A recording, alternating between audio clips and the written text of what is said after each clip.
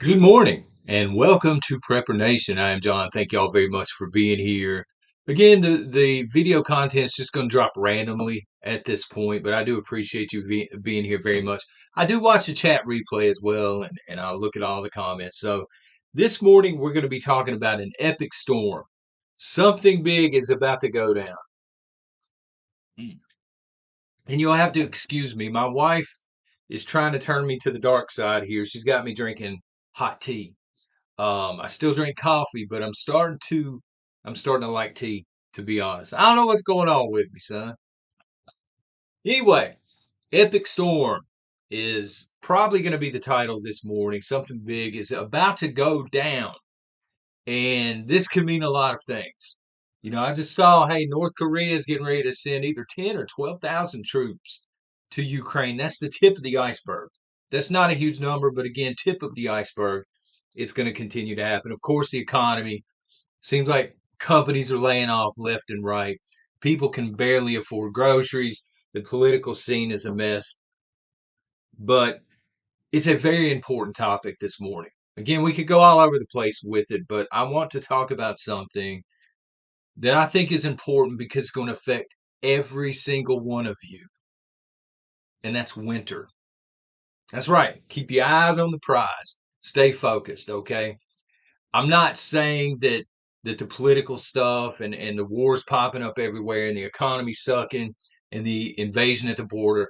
I'm not saying that's distraction. It's very important stuff. But I'm saying no matter what kind of chaos is going down, winter is still coming.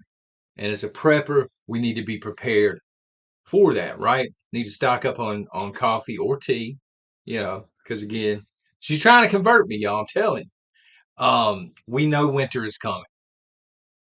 There's a lot of things that we can sit back and say, well, this might happen.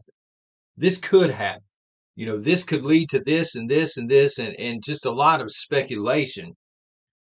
But we know for a fact winter is coming. Now, winter coming means different things for different people. If you're in Arizona, it's probably not going to affect you all that much. Probably feels good, to be honest with you. But if you're in the Northeast, snowstorms, snowstorms. So it does look different for each and every person, but we know a few other things. So we know winter's coming. We know, or at least I firmly believe, that social chaos is coming on the back end of the election, which is in what, 17 days or something like that. So social chaos is coming. I don't know what that's going to look like. I don't know if we're just looking at wide protests, peaceful protests, actual peaceful protests.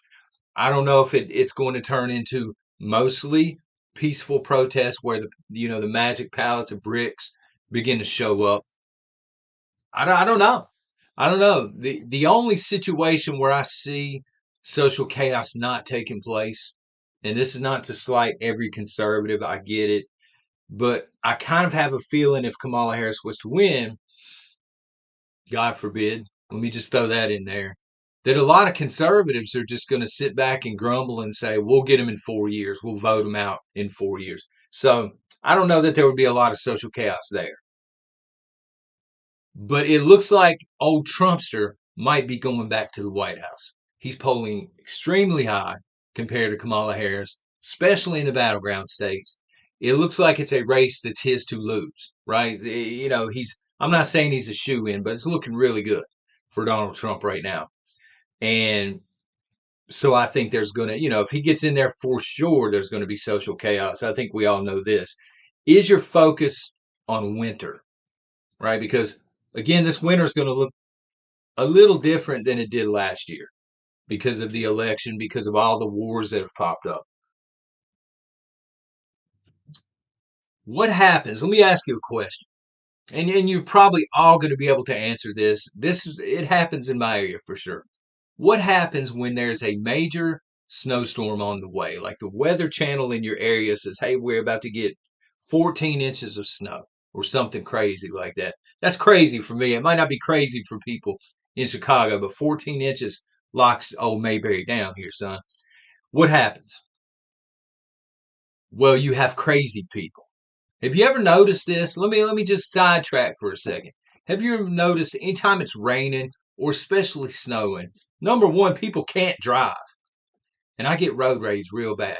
I need to work on that. But people get crazy. You see them in the stores, they're shopping, they're mass hoarding, they're going after, anything that they think is going to be valuable so they can lock in for the snow, the coming snowstorm. This always leads to shortages. Always. Every single snowstorm that we've ever had, if I go out a couple of hours before the first flake falls, there's always empty shelves on certain items, right? And rightfully so.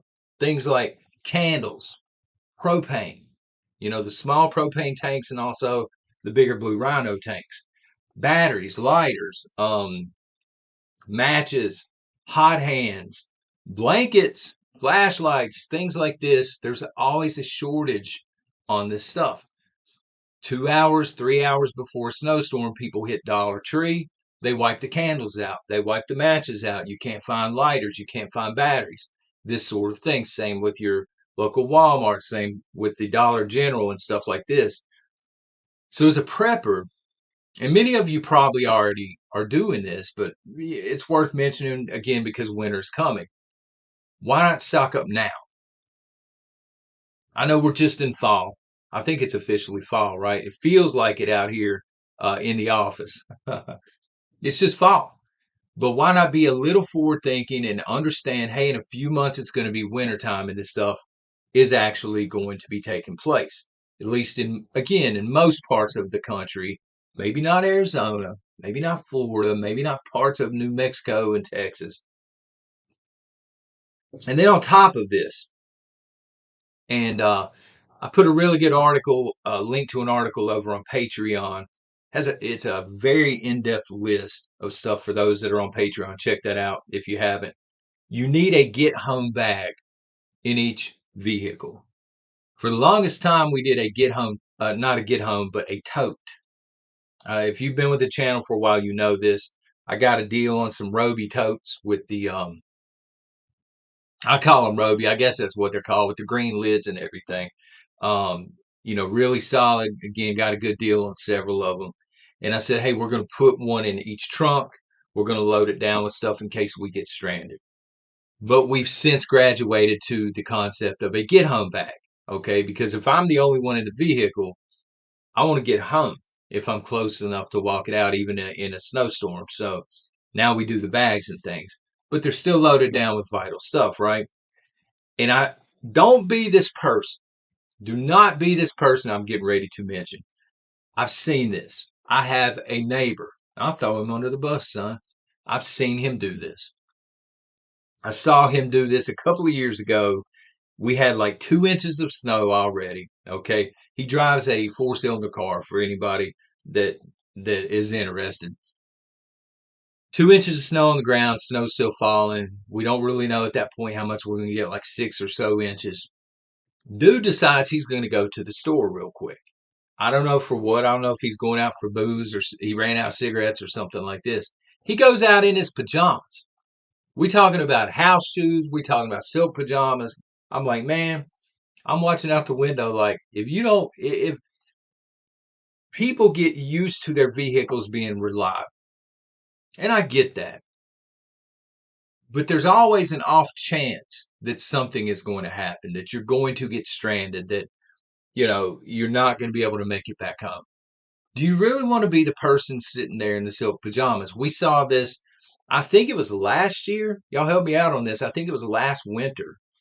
It was really bad, I think, in Northern Virginia on the interstate, but in other places as well. Chicago was another one where people were driving the electric vehicles and they got stranded.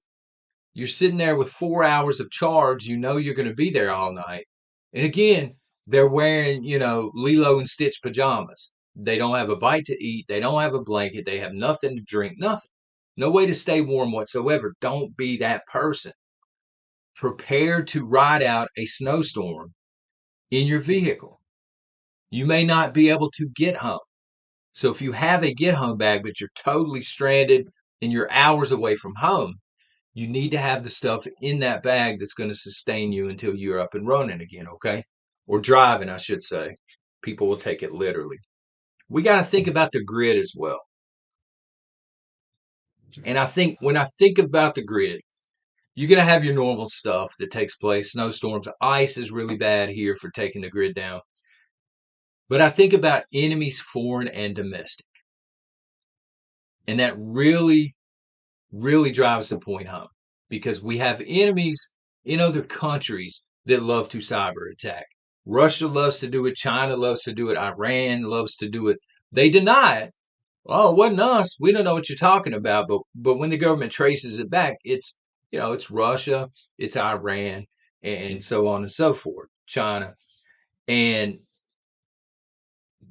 if I wanted to harm the United States and I'm in another country, I'm going to do it during the wintertime. And I'm going to cyber attack and try and shut as much stuff down as I possibly can. Um, but also domestic. We have a lot of people here that hate the United States. I don't understand this whole communist mindset. But remember when they were targeting junction boxes and things and sawing down power poles. Y'all remember that? They were causing total chaos. And this can affect a lot of people. So the main thing is expect to lose power this winter, especially if you're in an area where it snows, and prepare just in case to be without power long term. In most cases, if it's a weather event, it's on within a day or two. Some of you got hit by hurricanes and you had to deal with it long term. So you understand what I'm talking about. Be prepared for that just in case, okay? And hopefully everybody's back online now from the hurricanes. I know Western North Carolina's tore up pretty bad still. Then you get into the winter wartime economy. So what do I mean by this, okay? I mean, you're living during a time of serious rationing, and it's also cold, all right? If the United States continues to get tangled up in wars, we're going to go into what's called a wartime economy. The government will have to focus most of its attention on the wars being fought, especially if we're boots on the ground in a lot of places, okay? This takes away from the civilian population. Stuff is heavily rationed during times, a wartime economy.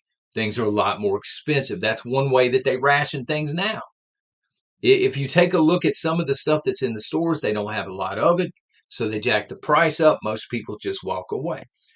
The number one item during World War II here in the United States that was rationed was coffee. Again, for you coffee drinkers, I'm drinking tea this morning, but I still like coffee. Are you prepared for that? Because people were skimmed down to like 1 cup a day on average, the civilians, because the coffee was going to the boys fighting in Europe, fighting in the Pacific and things. They needed it, right? Are you prepared for that wartime economy? I start to think about banks this winter. Banks may not have your money. And spoiler alert, most banks don't have your money. We've been over this. I'm not going to go down the rabbit hole, but it's an illusion. They don't have everybody's money at one time. They got several $1,000s so people can draw out here and there.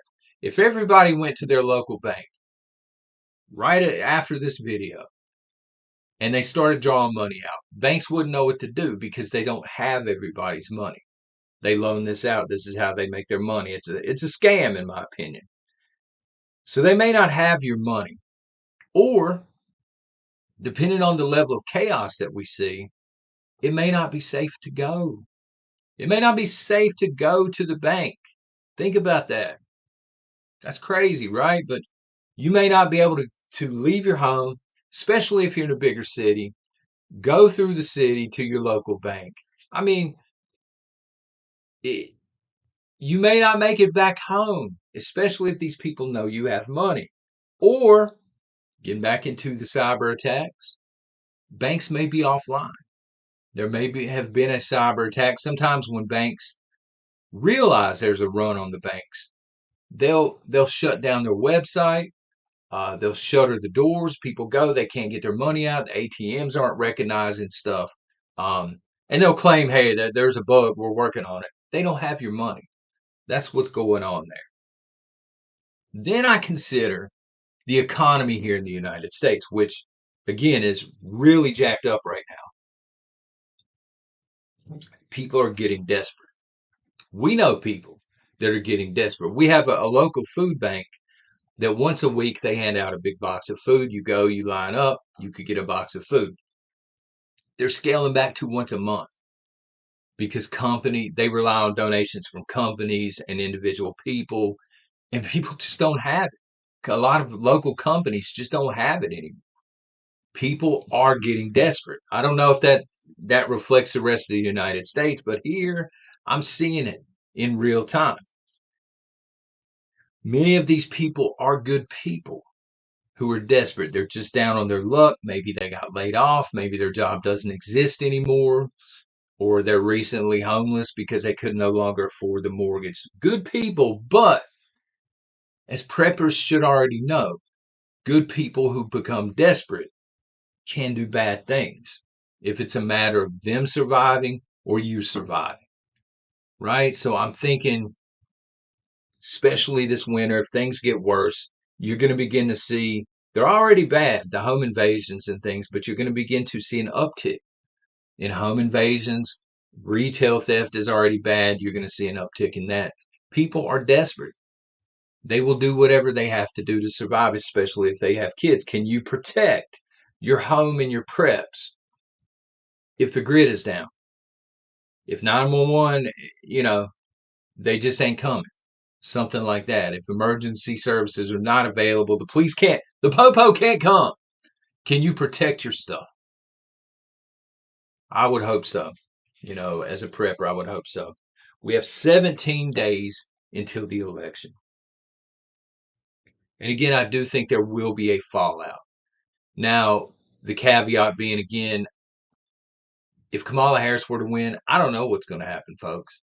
I know this country is going to be totally unrecognizable during her term, but I don't know how conservatives are going to react. You know, in the past, I would say, judging by the past, they're not going to do a lot. They're going to sit around, they're going to grumble, they're going to complain, and they're going to try and vote their way out of it in 4 more years. But I could be totally wrong on that. You know what I mean? It could be a close election, some discrepancy going on. People get pissed over that. I really don't know. It's hard to predict, but I think there will be fallout, and that will make this winter much tougher. Winter is already tough on everybody, right? Preppers and non-preppers alike.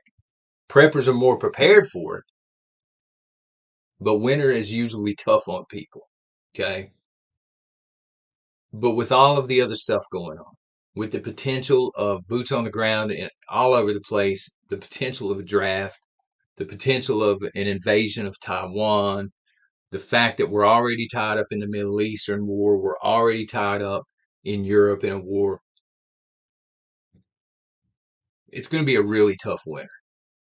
I'm not going to say it's going to be a dark winter, right? Because that was parroted off a lot. I don't want to say dark winter, um, but it's going to be a tough winter.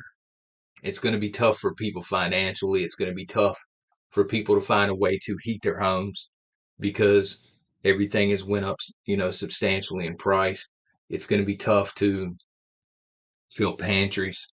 It's going to be really tough. And so the message this morning is if you can soften it just a little bit by being prepared, by having things that you need, we have totes here that are literally for grid down or for winter time. Okay. If it's cold, we start pulling the blankets out. We've got a tote with candles and batteries and flashlights and all this stuff. Just get a little organized, set a couple of or three totes aside in your home. Make sure that you have get home bags in case you have to get home or are stranded. I realize people are on a shoestring budget. There aren't many yard sales, at least here anymore, because it's gotten chilly. Thrift stores are still an option. Get what you can afford as you can afford it. Okay, because your non-preppers, your zombies, they're not thinking about winter right now. They're thinking about the election in 17 days. They're not thinking about the fallout after the fact or anything. Okay. You got 17 days pretty much as a head start before we begin to see the fallout and everything. Use the 17 days to your advantage. And hopefully, Donald Trump wins. Y'all take care. God bless.